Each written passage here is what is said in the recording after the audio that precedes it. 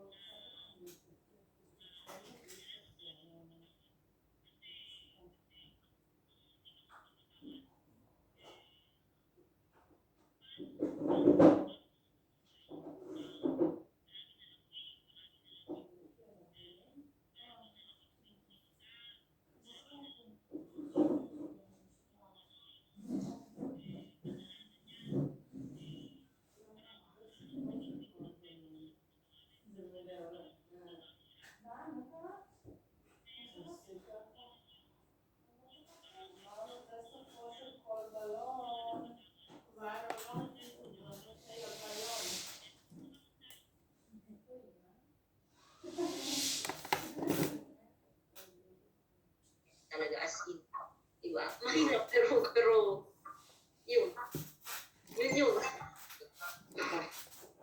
Ayan, madami kayong, yun yung sa atin talaga bilang mga tao, ano, especially pag matindi yung pagkakasalo ng ibang tao sa atin. May mga pagkakataon talaga na mahirap magpatawad. Pero kung makikilala niyo talaga ang Panginoong Diyos at malalaman niyo din yung sakripisyo na ginawa ng Panginoong Diyos para patawarin niyo tayo, hindi talaga mahirap magpatawad. Kung nakakapanood kayo ng mga testimony about sa forgiveness, isa siguro sa example ko is yung, hindi ko alam kung kapanood na kayo sa YouTube yung kay Tony Gonzaga, yung Tony Talks. Tapos isa sa na-interview niyo doon is yung anak ng isang pastor na babae. Tapos yung anak na yun ng pastor ng CCR, hinahasa siya ng trabahador doon sa bahay nila. I think more than ilang lalaki yung nagharas sa kanya. Higit 4 or 5, something like that. And family niya is pastor yung tatay niya. But kinatawad ng family yung mga taong yun. So, di ba, kung ikaw yung nasa pwesto, sitwasyon nila, kaya mo bang patawarin yung gumaasa sa anak mo? Hindi pa sa Diyos nila yung mga gumawa ng masamang yun doon sa anak nila. And God is God is a uh, good God. Ano mo yun? He is a fair God. So, pag nilagay mo yung justice sa kamay ng Panginoon, alam ng Panginoon kung paano ibibigay sa mga taong deserving kung ano yung nararapat sa kanila na parusa. Eh, hindi naman nila wini-wish na mapahamak yung mga taong yun. But still, yung mga taong yun is napahamak din. Kumbaga. Pero hindi nila nilagay sa mga kamay nila yung batas na magkaroon sila ng sama ng loob forever. So, napatawad nila. Pero, at the end of the day, namatay din yung, hindi ko alam kung lahat or kung ilan mga nag-aasa ngayon in some tragic na mga situation sa kanilang mga buhay. So, yun lang, kailangan natin gawin talaga. Mahirap, pero pag nakita natin talaga kung gaano yung pagpapatawad din ng Diyos sa atin, hindi mahirap magpatawad sa mga taong kasala sa atin. Tsaka hindi natin siniset free yung taong yun pag tayong nagpo-forgive. Yung sarili natin, ang una natin pinapalaya. Kasi pag masama yung loob mo, ikaw din naman nahihirapan eh. Pag hindi ka nagpatawad, yung hindi ka makatulog, lagi masama ang loob mo, parang physically naapektuhan ka, emotionally. So, pag may kasama ng loob tayo, either pamilya mo yan or ang kaibigan, kahit na sabihin mo siyang may kasalanan, pero nasasaktan ka din pag hindi mo siya pinapatawad. Kahit hindi siya humingi ng tapos, kailangan din natin meron lang akong isi-share kasi hindi ko alam kung bakit ito yung napili ko na sa lahat ng 5 na yan. Hindi ko alam kung bakit ito yung napili ko. Parang ito yung napakaganda na para sa akin. Naisip ko lang kasi yung pagpunta ko dito sa Israel, hindi naman yung dahil siguro walang trabaho or what. Yung gusto kong makalaya, yung para yung kasi may pinagdaanan ako noon na talagang gusto kong, sabi ko na siguro pag alis ko wala na, as in na yung ano ko na yon, yung habang palagi kong pagka yung kinukwento ko sa iba, yung palagi akong umiiyak. Palagi akong umiiyak na tapos as time goes by na gano'n, na siguro mga lately lang or what, na nasabi ko, hindi ko naman yung taong yun, hindi ko naman yung kinamuhian or pero yung maalala ko lang yung mga pinagdaanan ko sa kanya or what, parang pag naikikwento ko sa iba or bakit ako nandito or bakit wala ako sa piling ng mga anak ko, yung gano'n, umiiyak talaga ako. Talagang as in. Tapos nung ito na, yung unti-unti na yung pinapalaya ko na rin yung sama ng loob ko, yung mga pinagdaanan ko, yung hirap ko, yung gano'n. Tsaka nakita ko na hindi lang pala naman ako nag-iisa, na gano'n yung sitwasyon, yung gano'n. Ngayon, hindi na. At saka yung naaano ko na pinagdadasal ko na rin yung para sa kabutihan niya, yung para makita din niya yung para sa sarili niya, na sana mag-improve din siya sa sarili niya, mag-mature siya, yung gano'n, yung ko na. Tapos tapos meron akong isang friend na nagkaroon din siya ng isang yung experience niya dito sa Israel na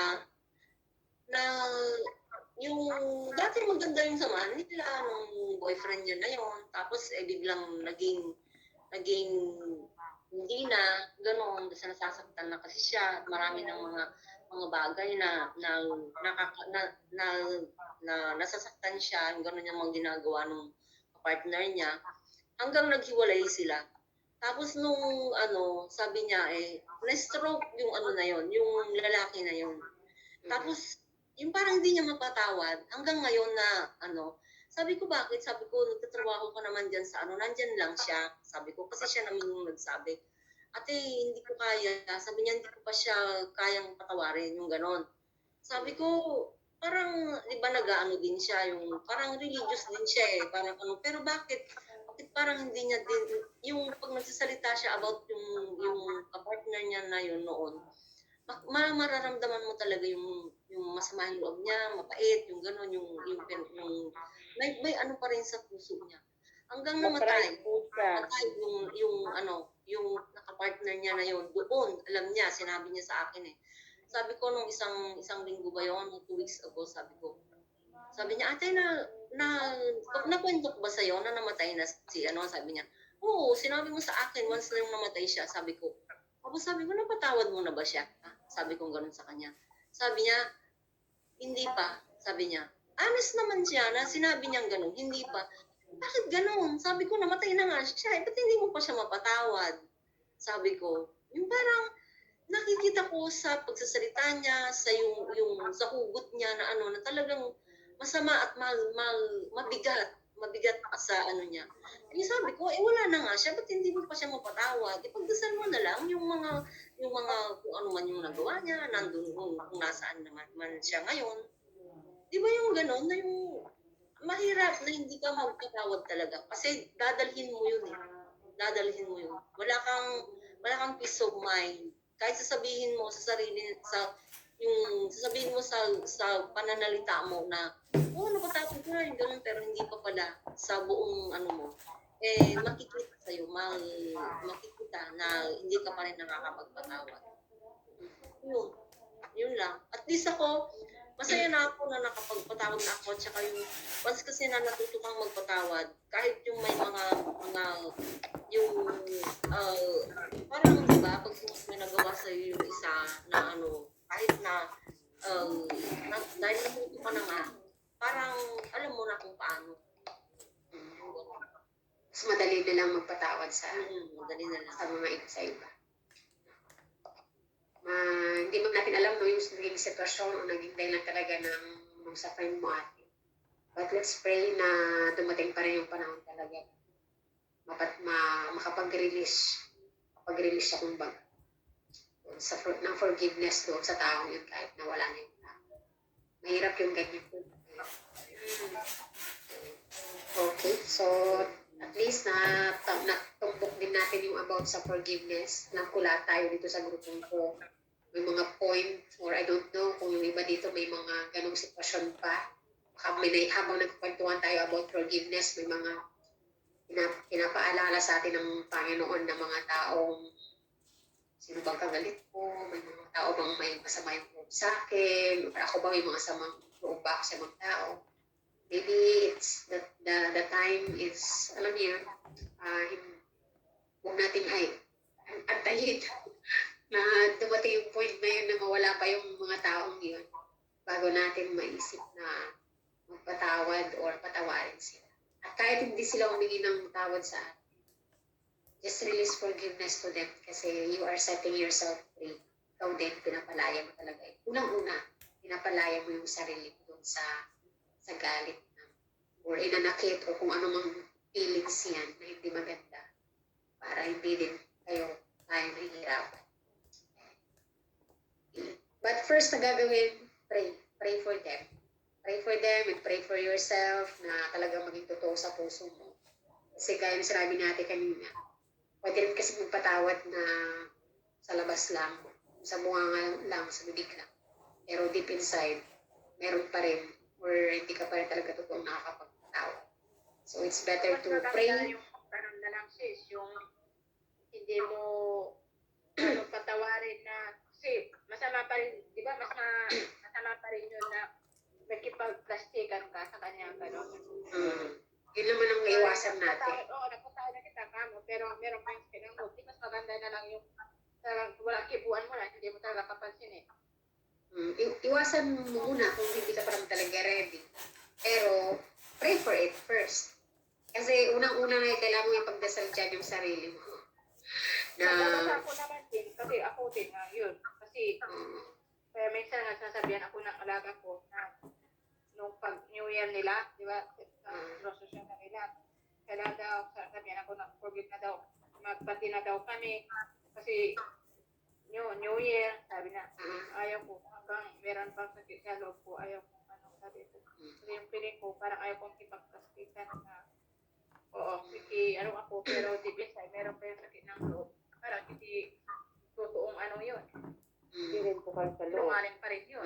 Oo. Kaya, It's very important na you pray for yourself din talaga.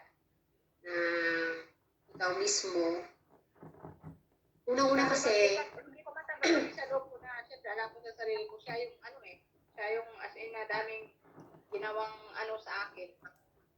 Hindi naman ako. Kaya parang meron din siguro yung pride ko na wala akong alam na as in na kasalanan sa kanya. Na lang dahil na kami ay yung maayos yung relationship. malapit pa naman, medyo magkakapit bahay kami. Noon kasi kami ganun, pero ano kasi siya. So, ayun, I believe lahat tayo may mga ganong klaseng mga naging sitwasyon. Especially mga close sa atin. Kasi hindi naman tayo nagkakaroon ng mga problema na lang natin sila. pag hindi naman natin sila close, di ba? So, mas matindi yung sugat pag close mo. Pag-pray, yes of course, pag-pray mo sila, pag-pray mo din yung sarili mo na makapagpatawad ka rin talaga ng totoo sa mga tao. Pinatawad ko na sila, pero hindi naman nila ako pinatawad. Walang problema. Basta ang importante, nagpatawad tayo. Kasi at the end of the day, ikaw naman yun eh. Sila, pananagutan Pinatawad sila ko sa na sila, kapwa. pero hindi naman ako pinatawad. Sige pa rin sila. Hinayaan ko na pala kayo sa buhay niyo. Sasabihin ako kay Lord. Ganun Amen. talaga. It's their choice naman talaga. At ikaw naman, choice mo din kung mapatawad. At may pananagutan na nila yung sa Panginoon kung hindi man sila magpapatawad. Nakon. Kung hindi sila magpagod, pala sila. Totoo.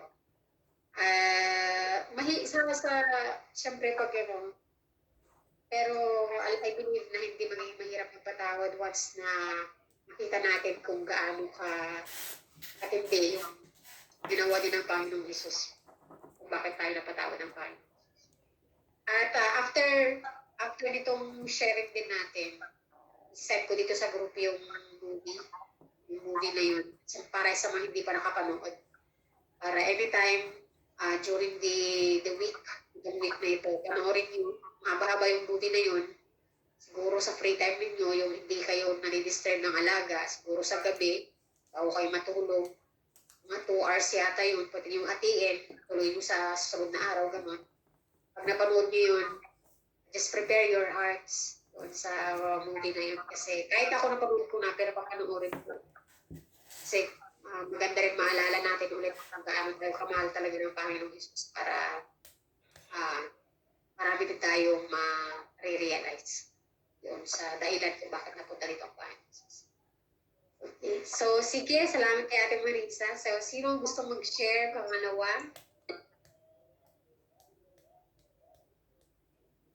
Ako na. Ayan, si Brother Arya.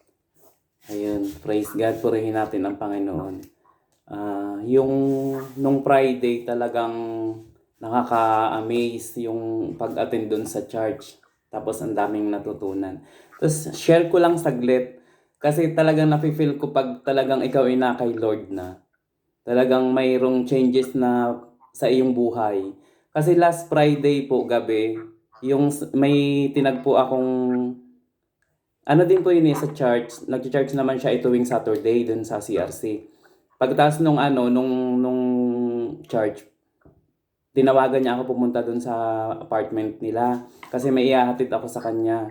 So nung pagbalik ko, mayroong kotse dun sa may 011. May kotse dun tapos tawag siya ng tawag sa akin. Hindi ko pinapansin kasi alam ko kung ano yung ibig niyang sabihin. Dire-diretso lang ako ng lakad, diretso. Pagdating ko dun sa may ate kuya, sa may pagliko, papunta dun sa may amin, pumarada ulit yung kotse na yun na nandun na nakita ko sa 011. Pumunta doon. Tapos nagulat ako. Tapos nilapitan ko na sabi ko, tinanong ko bakit anong kailangan mo. Lalaki siya. Lalaki may tsura. Ay di, alam ko na kung anong kailangan. Di nilapitan ko. Tapos yun nga, inaya niya ako na sabi niya, mag-ikot-ikot daw kami. Ay di, sabi ko hindi. Kasi talagang pag ikaw talaga na kay Lord, iiwasan mo yung tukso na inaano sa iyo, na ibinibigay sa iyo. So ayun, nagpapasalamat ako kasi nung Friday ay naka-attend ako dun sa na parang yung sarili ko isinurrender ko kay Lord, na kumbaga parang Lord ko gusto kong yung sarili ko i-focus ko sa inyo, i-surrender ko sa inyo, baguhin mo yung pagkatao ko. Ganon. Di praise God, at umalis akong bigla kasi nga may takot na ako sa Panginoon sa mga ganong gagawing kasalanan, of course. Ayun, napaka-buti ng Panginoon sa buhay ko, at siya yung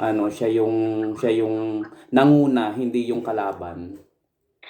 So yun po, yun lang, na-share ko lang. Tapos yung kay Pastor, grabe, nung pinalabas ni Pastor yung sa Passion of the Christ, nakakatindig balahibo yung pangyayari, yung ginawa ni Jesus Christ para sa ating mga kasalanan, na dapat ay hindi siya yung nandun, hindi siya yung pinapako sa krus, hindi siya yung nagpapasa ng krus, kundi tayong mga tao na may mga kasalanan. Napaka-passion ng Panginoon dahil ginawa niya yun para sa atin. And yung natutunan ko pa dun kay Pastor, na yun nga, napakabuti ng Panginoon. And dahil kahit anong kasalanan natin, pa rin siya pa rin, nagpapatawad pa rin talaga siya, pinakikinggan pa rin niya yung ating mga paulit-ulit na pagkakamali, na paulit-ulit nating, lagi tayong tumatawag sa Panginoon pero paulit-ulit naman nating ginagawa.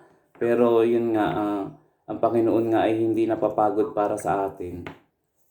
Napaka-blessed nating mga tao. Kaya ayun lang yung masasabi ko ay dapat ay tayo ay magpatuloy talaga, at kalimutan natin yung kumbaga parang yung kung ano yung nakamulatan natin, na tulad ko dati, Kristiyano, ganun, sumusunod ako sa gayon. Napakabuti at mayroon natutunan ko sa pagba-Bible study. At least nasi-share ko din ito sa aking pamilya.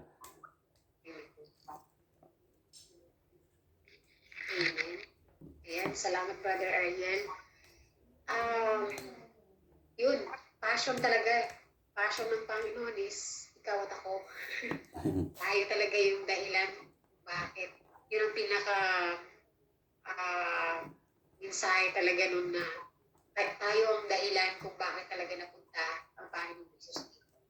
Para sa, kung tingin mo sa sarili mo, ordinaryo ka lang, or wala ka ng pag-asa, or parang hindi ka naman deserving na mahalin. But for God, you are the reason kung bakit siya napunta sa mundo. At yung sinabi ni Brother Ariel, yung sa experience niya, that is the work of the enemy. Kita mo, kaka-join mo lang ng service, kakaparinig mo ng salita ng Panginoon. Tapos ang bilis kumilos ng demonyo talaga to tempt you. Yes. Diba? Para i-tempt ka sa, parang siguro, mo yung maalala mo yung conversation ulit ni Job at saka ni God, na tipong, sige, ititest ko itong anak mo, tingnan nyo natin kung talagang ikaw ang susundin dito, kung may takot ba talaga ito sa'yo, kung nagbago na ba talaga ito sa'yo. If you will remember that conversation, ganun din ang sitwasyon natin sa Panginoon talaga. Every time na, for example, tayo dito, kilala natin ang Panginoon Jesus, Panginoon Diyos, tumanggap na tayo. So, yung faith na yan, laging susubukin yan ng kaaway. Talagang totoo yan. Diba? Ibibigay niya sa'yo yung mga bagay na gusto mo.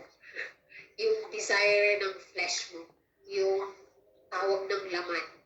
Yung dating ikaw. Kung hindi ka pa nakakilala sa Panginoon Jesus, yan ang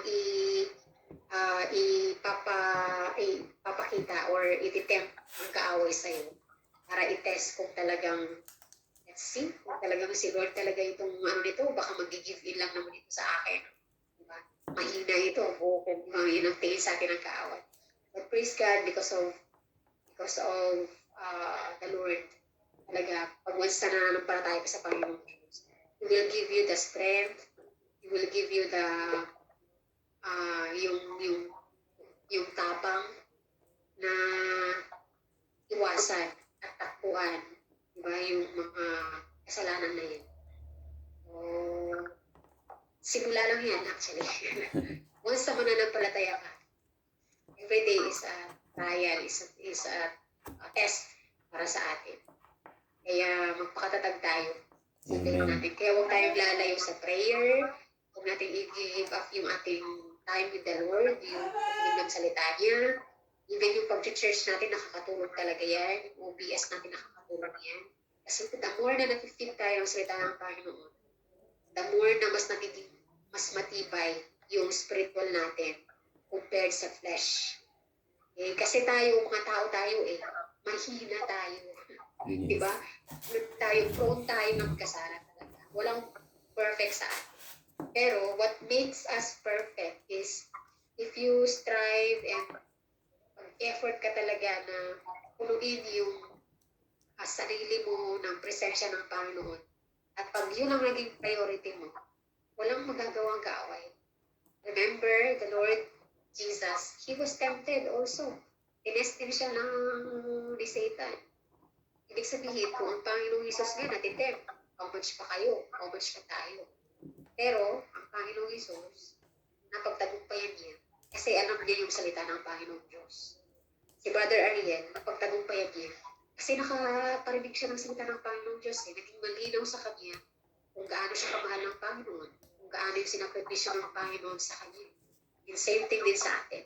The more that we know, the more na mas nakakilala natin ng Diyos, the more na mas nagtitiwala tayo sa Kanya at mas kumakapit, diba, sa Kanya pag may mga pinagdadaanan tayo, mga troubles or mga temptations sa buhay. Yeah. Praise God. Kaya tuloy-tuloy lang, Brother Ariel. Thank you. Forever yan, habang may buhay tayo, lagi tayo depend ng kaaway. Kaya tuloy-tuloy lang tayo. Amen. Kapit. Yan. Okay, so sino ang susunod? Dalawa pa lang po, pero mahaba-haba na. Sige lang, kaya natin to. What's next? Sino gusto mag-share?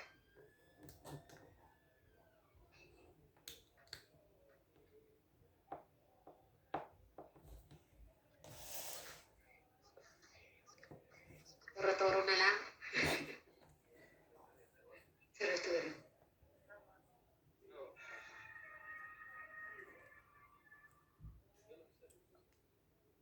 Awanin?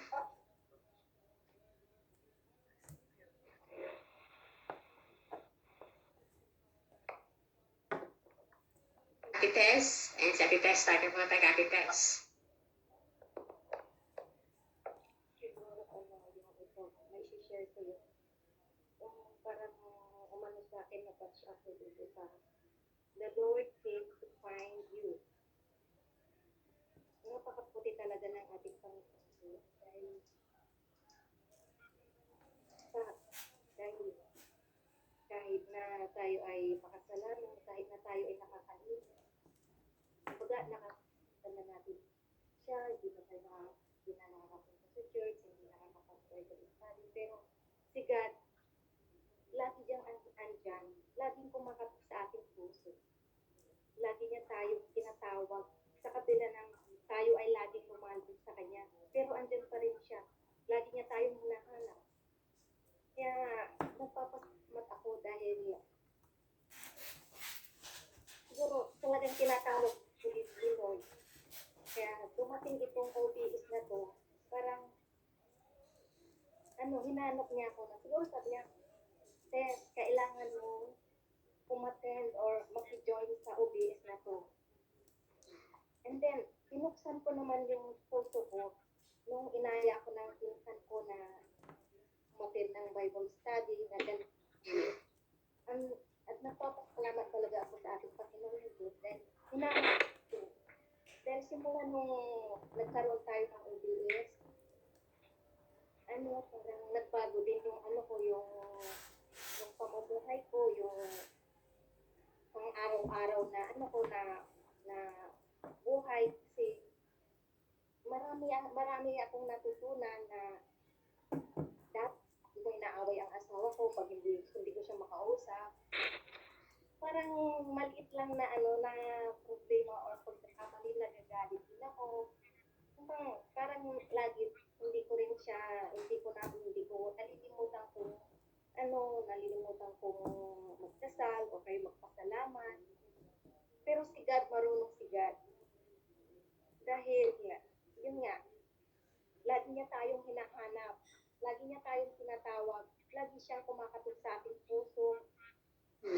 Kung lang natin siya buksan at papasukin sa ating buhay, papasukin natin sa ating puso. Kaya yun nga, hinanap ako ni Lord, ang thank God dahil pinapasok niya ako sa kanyang puso. At ganun din, tinanggap ko rin si Lord, pinapasok ko rin siya sa puso ko, na kahit na hindi ako nakakapag-church, sa pamamagitan nitong pag-Bible study natin, parang tuwing pag-gising ko sa umaga, nagdadasal na ako, dyan siya na yung pinapapunan ko, pinasasalamatan ko, bago matulog, pinasasalamatan ko siya, nag-pray ako, lagi kong hinihiling na. Kasi dati, nung hindi pa ako nag-OOBS, parang lagi kong inaasikaso, Facebook, usap ko ang mga kaibigan ko, best friend ko, lagi namin pinag-uusapan, problema, pera. Pero thanks God, dahil nga, ang naitulong ng OBS, kahit pa paano, na-share ko yung natututunan ko sa OBS na kahit 5 minutes lang, may singit ko lang si God, may singit ko lang yung natututunan ko. So, yun. And thanks God dahil yun nga, medyo nabawasan ko na rin yung pag hindi ko nakakausap ang asawa ko, kaya yung mga anak ko nagagalit na ako. Pero thanks God dahil unti-unti yung unti-unting nababago yung mga ugali ko, hindi. Yung parang nagiging magaan lahat yung mga dumarating na sa akin. Nagpapasala ko kay Lord dahil dati hindi ako nakakatulog, laging puyat. Pero simula nga nung itong mayroong OBS, lagi na lang akong nagdadasal kay Lord na sana bigyan niya ako ng mahintong na tulog. At thanks God dahil yun ay binibigay sa akin ni Lord ngayon. Kaya napakasarap ng pakiramdam pag tinanggap natin si Lord. Pag yung pinapasok natin siya sa buhay natin. Dahil yun nga, si Lord nga, pag tayo ay nalilihis ng landas o pag tayo ay nawawala, lagi siyang nandyan sa likod natin, lagi niya tayong hinahanap. Kaya yun ang parang naanak ko dito na si Jesus came to find you. And thank God dahil yun nga, ngayon, parang minuto, lagi ko na lang siyang naiisip, minuto na lagi ko na lang siyang napapasalamatan, minuto, lagi kong nababanggit yung pangalan niya. And yun, ang ko. Ang nasi-share ko, yung pagkinig ng mga praise song, yung pagkanta, dati ang kinakanta ko lagi, yung mga kantang, pero ngayon, dahil halos araw-araw kumakanta ko, kinakanta na lang about kay God, lagi ako Mag-singer si ate ang inaano ko, yung mga fellowship na, thanks God talaga. Tsaka, salamat din sa inyo dahil yun nga, naka-join ako sa gawain ito. Napakabuti talaga ng ating Panginoon dahil yun nga, hinahanap tayo lagi. Yun nga, talaga siyang pagpapili. Yun. Amen. Salamat, Ate Beth.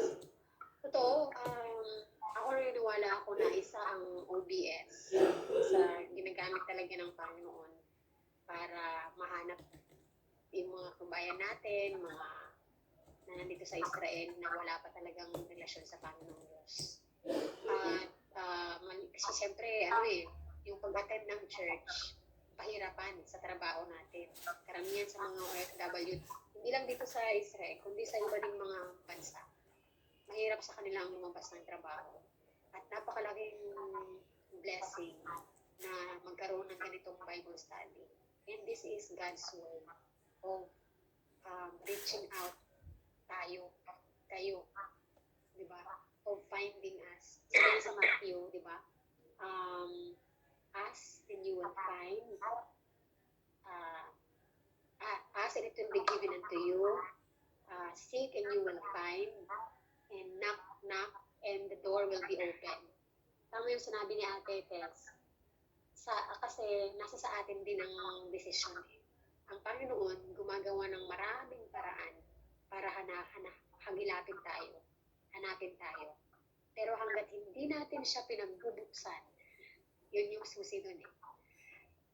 Ang Panginoong Diyos, nasa pinto lang. Diba? Kumakatok lang yan sa puso mo. Walang non-stop lang yan siyang kumakatok. Hindi siya papasok yan sa puso mo kung hindi mo siya i-allow. Ganun ang Panginoong Jesus. Hindi siya nag-i-invade ng buhay natin na hindi natin binibigyan siya ng authority. Kumbaga, although creation niya tayo, pero when it comes to loving Him and serving the Lord, nasa sayo ang susi. So, napakagandang reminder yung sinabi natin, Tess, na importante na pag ang Panginoong Jesus ay kumatok sa puso mo, sa buhay mo, pagbuksan mo siya. Kasi hanggat hindi mo binubuksan yung buhay mo, yung puso mo, tinaalaw talaga ang Diyos, hindi magkakaroon ng pagbabago. Hindi natin mararanasan yung mga gustong gawin ng Panginoong Diyos sa buhay natin. For example, dito sa OBS, pwedeng lahat dito nakikinig, di ba? Pwedeng lahat dito sa grupong ito ay present. Pero hanggat lahat, pag may isa o dalawa na present ka physically, pero yung mindset mo nasa lumalabas, umiikot kung saan, iba-iba yung naiisip mo, ang problema ka kung ano-ano yung mga problema.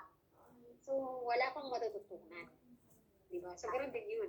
Kahit nandito ka, pero kung hindi bukas yung puso mo para sa pakikinig ng salita ng Panginoon, hindi ka rin willing magbabago, pag may mga correction, pinipili mo lang kung ano yung gusto mong tanggapin at i-apply sa buhay mo, then, hindi talaga makakapag-penetrate ng buong buo ang Panginoong Diyos sa atin. Kaya it's very important. Kaya makikita, mapapansin mo, hindi lang naman si Ate Tess, pero isa sa mga pagbabago talaga na pwedeng gawin sa atin ng Panginoong Diyos is yung totoo yung kung ano yung nilalaman ng puso mo, yun yung lalabas sa bibig mo. Nasa Bible din yan. So kung madalas mong sinasambit yung mga negative na bagay, ibig sabihin, yun din ang laman ng puso mo. Dark din yung heart mo. Ibig sabihin, pag lagi kang problemado, lagi kang mga pangit ang napapansin mo sa paligid mo, then it means medyo madumi pa yung heart mo.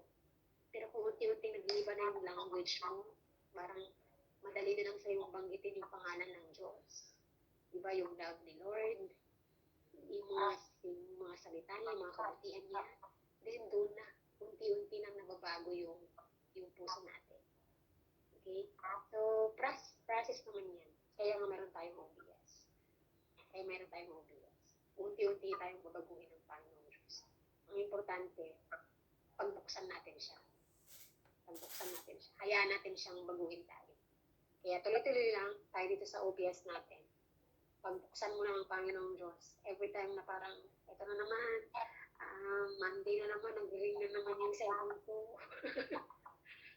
Pagbuksan mo na ang Panginoong Diyos. Hindi ako yung pinagbubuksan dito sa inyong mga messenger.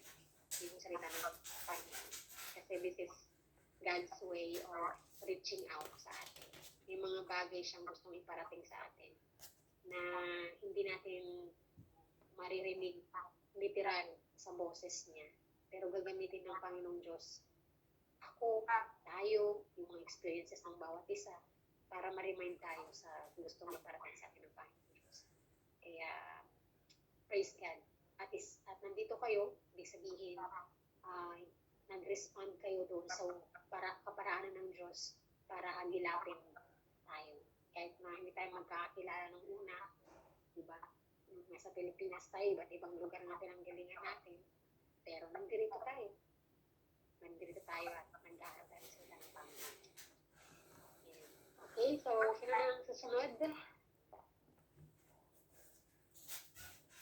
Konti na lang.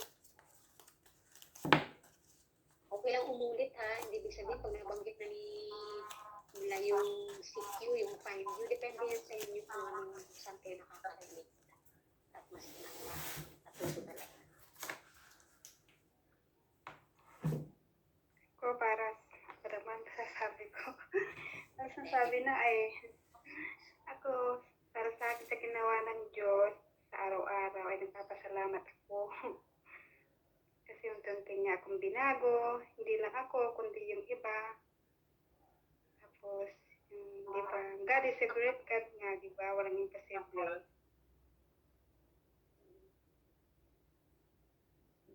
Amen. Okay. Loading na si Ate Evan. Dahil sa kanyang signal. Sige, baka may gusto mauna kay Ate Evelyn.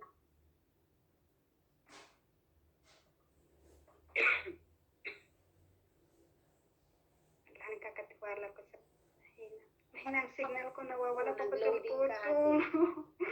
Kaya nga po so ayun. Rock on the top. Ayun, na nagpapasalamat ako sa Diyos sa araw-araw niyang ginagawa sa buhay ko, sa buhay natin. Di ba nga, sabi nga everyday there's a chance, di ba? Para magpuri para sa Kanya, magbago. Tapos, yung natututunan ko dito sa OBS natin, yung parang unti-unting lumalalim ba? Hindi katulad nung nakaraan ng sumama ko ng OBS, parang wala lang, hindi ko sineseryoso kasi yung parang ano lang dati kong dahilan, pero yung ngayon, unti-unti ko nakikilalang Panginoon, salamat sa OBS na ito. At unti-unti, lumalago yung pananampalataya. Tapos pagdating ng katulad ngayon, Lunes, wow, Lunes na agad. Makikita ko na yung mga ka-OBS ko. I'm so excited na makinig ng salita ng Diyos. Nakakatawa yung galang ba, yung sa puso mo. Yung nakakatawa ba, yung walang papalit ba, yung parang tanggal lahat, di ba, yung happiness. Pagdating magpuri ka sa Panginoon, yung makinig ka ng salita, yun, sana magtuloy-tuloy nga. Yun ang aking pasasalamat ko sa Panginoon. At unti-unti nga, binabago yung buhay. Kahit sa daway lang ng ganitong OBS natin, Deacon family. Kaya, praise God sa ginagawa.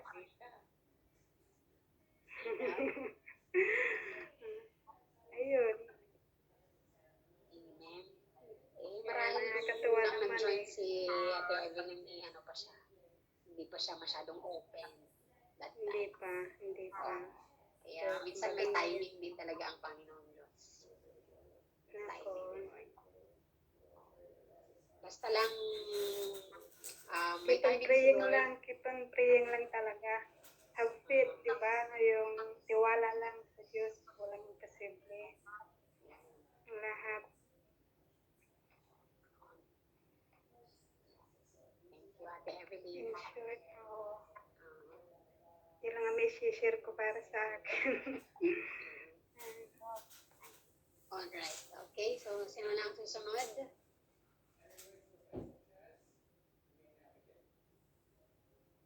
Okay na lang. Sino ba? Si Ate Maricel, si Ate Rose, si Ate Lane, si Slyla, o apat mo lang yata. Tapos na ako, di ba? Di ba? Sharing natin ano yung natutunan ninyo. Ano yung natutunan niyo sa lesson natin last week about why Jesus came. Last week, wala ako Wala ka Saan ba? ako last Hindi week? mo na simulan, 2 weeks halos yun. Wala ka ba? Last week, Hindi mo na wala umpisa ako. yun. Last week, wala. Wala ako last week. Hindi mo na Hindi lang siya 1 week actually, pero hindi ko naabutan yung lesson ng why Jesus came Ate Laling. Hindi ko pala pero konting sharing lang. Okay, sige. Excuse mo na si Ate Laling. Hindi ka rin nakapanood ng Friday and Saturday service last nitong Friday and Saturday. Hindi ko nakita yun. Hindi mo rin nakapanood. Okay. Sige. Send mo ulit Alright. dito, panoorin ko ng Oo, sige. Sige. So, sino ang susunod? So, i-encourage ko kayo na panoorin. Kung hindi mo kayo nakakalabas, I encourage you to watch yung service pa rin natin.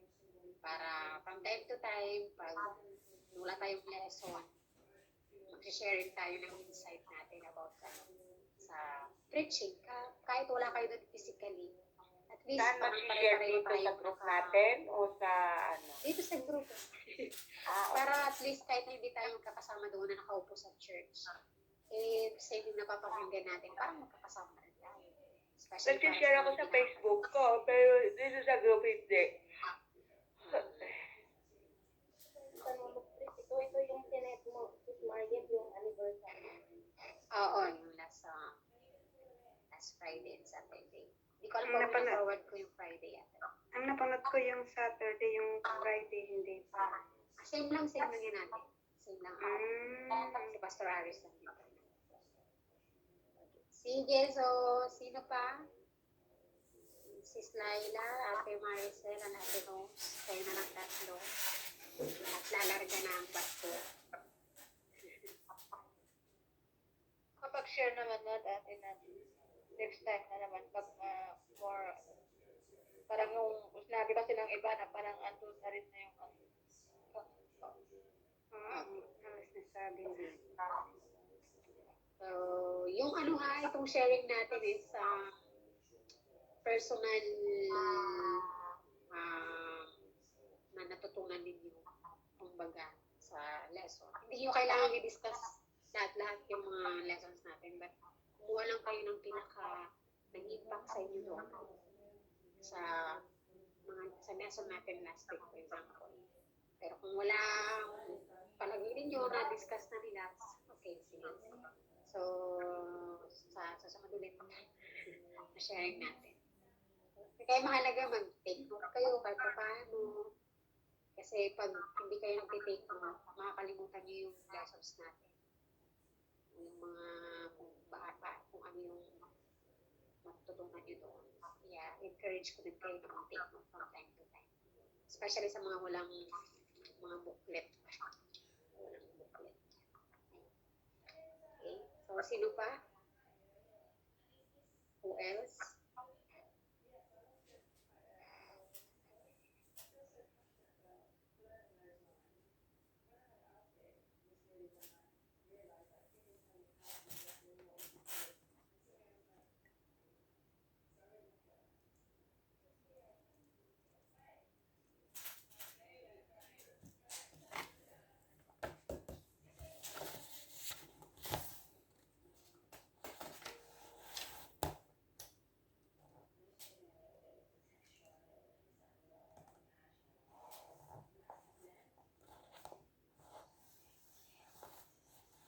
Okay, silence means wala na, narod. Or na mabain ka lang, nahiya silang mag-share. Ayan, so sige, pagbigyan natin yung mga walang insights sa ating lesson last 2 weeks. I believe naman meron siguro naman kayong natutunan kasi pag nagtatanong naman ako kung meron kayong natutunan, sabi niyo, okay, so may questions ba kayo? Wala naman kayong question masyado. So, in-assume ko may natutunan kayo, ha? Okay, so, ayan. So, mag-move on na tayo. Next week na lesson natin is tapos na tayo sa touch 4. So, pupunta na tayo ng touch 5. Kalimang lesson natin. Ang topic natin next week ay why do I need to be saved? Bakit naman kailangan natin maligtas?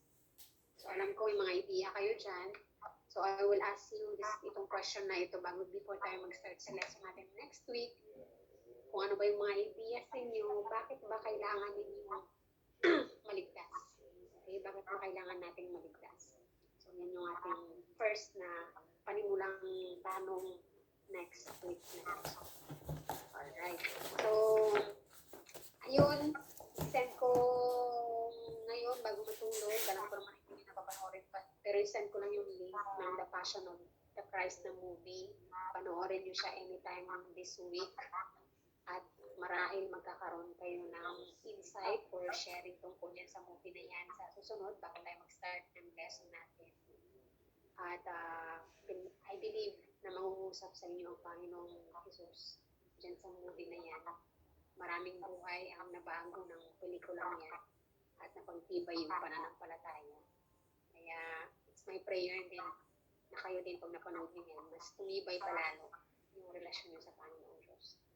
At yun na, ito na yung ating last part ng ating last na lesson last week. Magkakaroon talaga tayo ng ganitong mga sharing para mag-practice din kayo on how to share your thoughts, your ideas.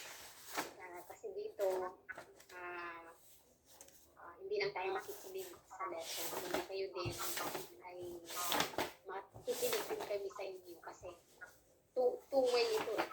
May matutunan kayo sa akin, may matutunan din ako sa inyo or sa isa't isa. Diba? Based sa mga natutunan ninyo, makakuha rin ako ng idea na, diba? Mayroon kang masashare na hindi ko pa narinig before. Lahat tayo sa grupong ito. We are all a source of encouragement and yung mga kwento ng buhay natin kasi dito iba-iba. Okay? Kaya lahat tayo dito ay may matutunan sa isa't isa. Kaya it's very important na maging makapang-share din talaga tayo from time to time. Para maano din, para ma-practice yung the way tayo magsalita when it comes to sharing the Lord, yung kabutihan ng Panginoong Diyos. Kasi dito nagsisimula na kung paano din natin i-share yung salita ng Panginoon sa mga mahal natin sa buhay. Mahahasa tayo. Gaya nga ni Brother Ariel, yung natutunan niya dito, sinishare din niya sa family niya. Kay Ate Tess, sinishare din niya sa mga anak niya, nagkakaroon din siya ng sharing. Kaya, paunti-unti, nagkakaroon din tayo ng sharing para magkaroon din kayo ng opportunity in the future. Mag-share nyo din yung mga natutunan niyo sa mga mahal niyo sa buhay. So, sila yung pinakaunang mag-benefit doon sa mga learnings natin. Kasi hindi naman tayo magiging selfish. Tayo lang ang matututo sa salita ng Panginoon Diyos. Diba? So, ayan. So, kung wala na tayong mga katanungan pa kayo last na discussion about what Jesus came, naintindihan niyo ba yung lessons natin, may valid reactions.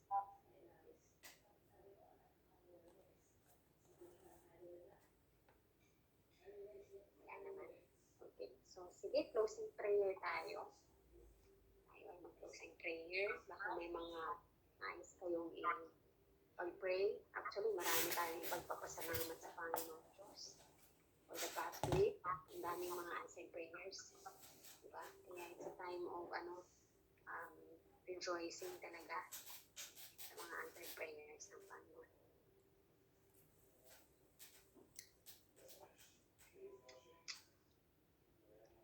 Any prayer requests?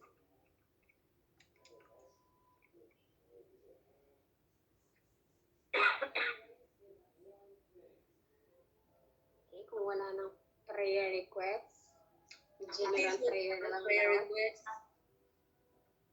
Ate Marisa, sila. May prayer request ako, special.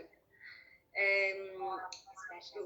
Gusto ko kasing mag-apply at saka mag-exam ng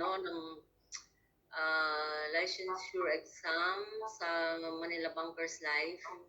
Itong Saturday, kaming dalawa ng anak ko. Yun yung special request ko. Na sana maka-exam, maka-apply, tsaka maka-exam kasi may mga requirements na mahirap kung dahil nandito ako. Pero yun, nagtutulungan kami ng anak ko na gawin.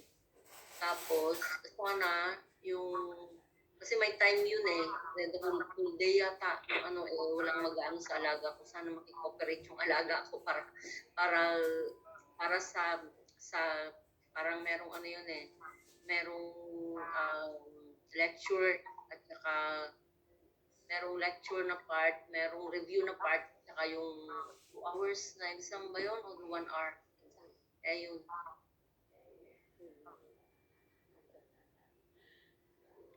Tsaka Thanksgiving din, salamat kasi dumating na yung visa ng apo ko. Ayun, okay na. Sila ng 3. Yung inano ko noon na request ko. Ayun, dumating na yung visa nila lahat. Meron na silang flight actually. Kaya yun, thanks God. Amen. Another answered prayer. Praise God. So, may checklist tayo ng mga answered prayer. Kaya huwag kayong mahiyang magbigay ng mga prayer requests. Kasi God's will, kung kalooban yan ng Panginoong Diyos, kailangan natin ibabad sa panalangin. Yeah. Anything else? Mga prayer requests? Sisi yung pamangkin ko pa rin ha. Yung pamangkin ko pa rin. Tsaka yung family ko, nanay, tatay ko nawa ay makakilala din sila sa Panginoon. Pero unti-unti ko naman silang sinesuran.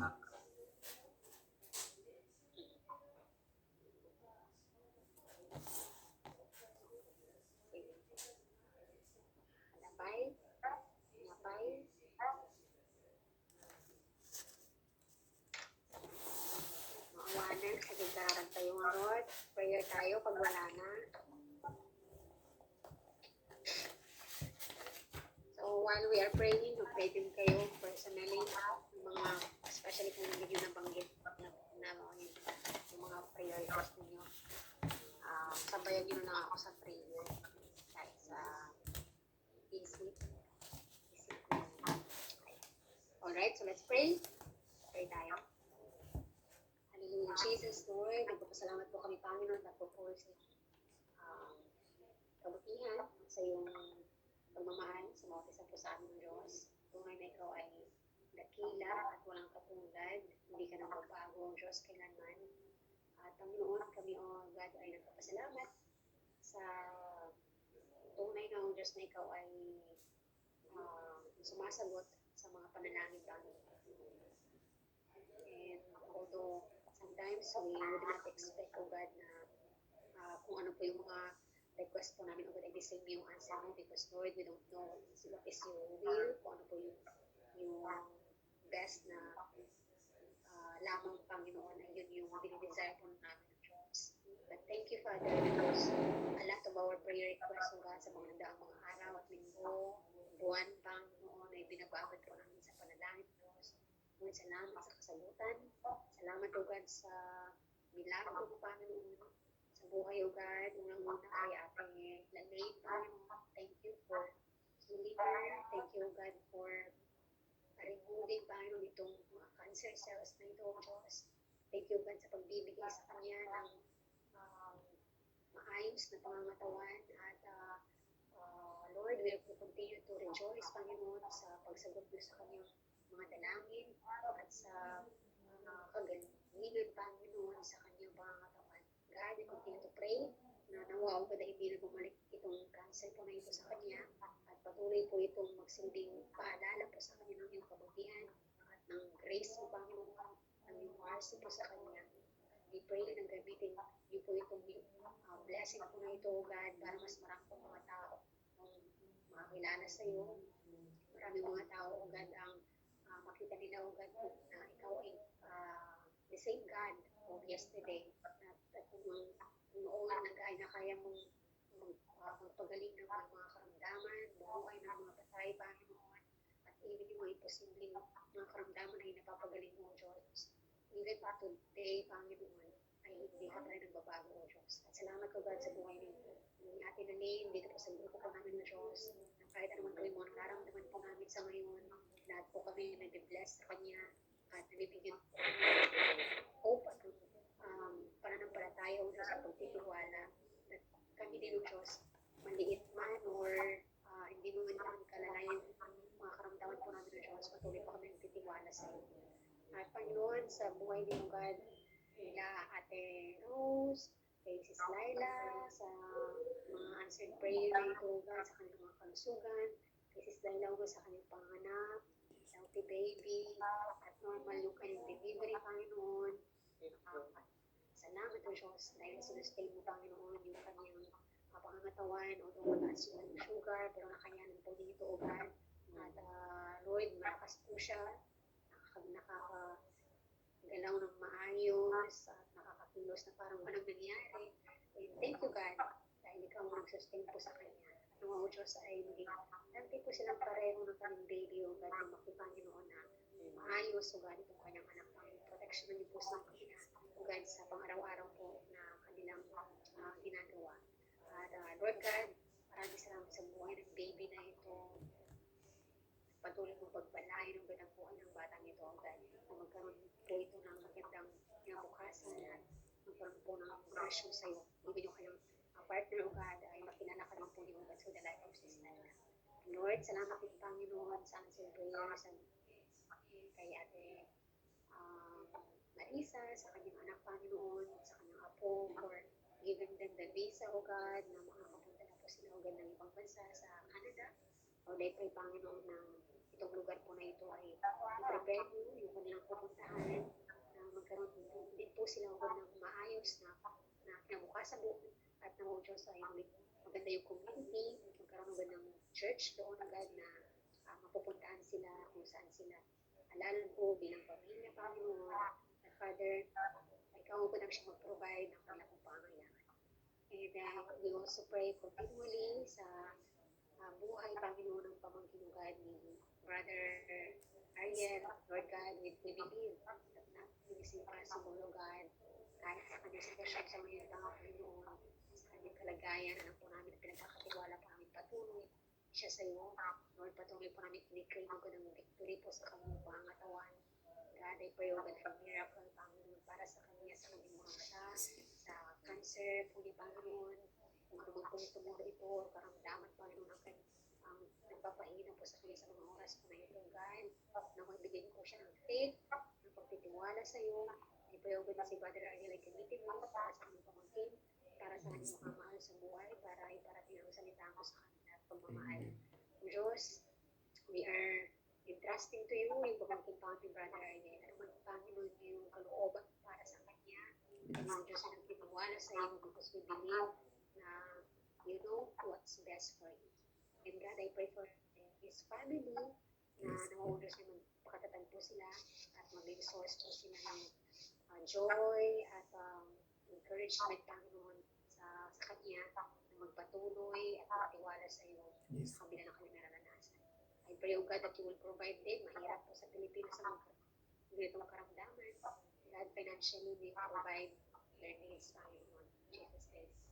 God, pinagdarasal din po namin ng Diyos ang bawat pamilya po namin sa Pilipinas at pinagkakatiwala po namin sila sa iyo.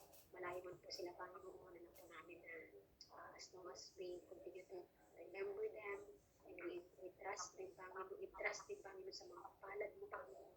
Magpatuloy po silang pong iingatan at ilalayo sa kapahamakan at mga karamdaman, especially sa COVID, Panginoon. Salamat din sa patuloy mo pag-provide ng kanilang pangailangan.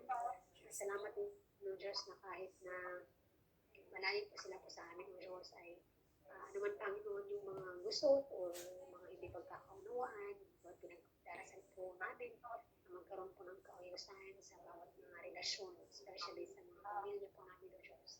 At nawa maging maayos yung relationship ng bawat pamilya po na meron po kami sa grupo nito. Lord, pinagdarasal ko din, pinagdarasal din po namin ng Diyos ang mga employer, mga alaga po namin ng Diyos, alam po namin na hindi po madali yung pag-aalaga po sa kanila.